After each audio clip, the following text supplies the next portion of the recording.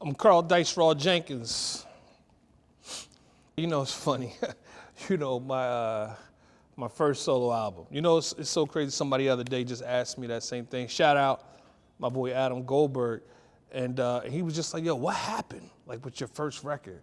And he was just telling me a lot of people was just so disappointed, and fans was just like, yo, what the fuck? Because, people had looked at my initial entering the hip hop game as like a Nas or Afu Ra or anybody that was like featured on a record, or like a J. Rue the Damager who was featured on like an artist's album. Then people were anticipating that album, and he basically was like, I let people down. But the album definitely was a train wreck. You know what I'm saying? Spent $1 million, and the one thing I could say about that record is that it was actually a good record. Like the beats was good, the lyrics was good, the features were great.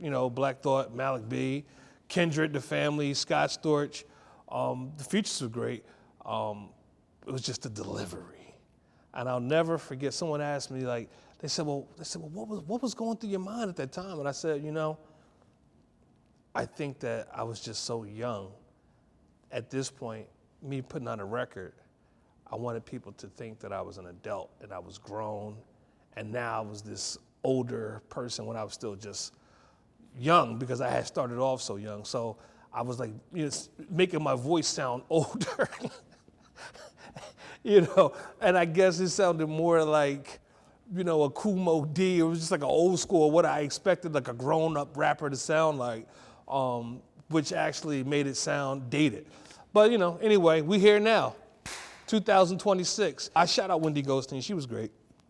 All those guys were great. I had a lot of fun. Jay Boberg, Richard Nichols, of course, the great Rich, The Roots, Tariq gave me $1 million. What you want me to do? Okay, anyway, next question. So from the Trainwreck album to the narrative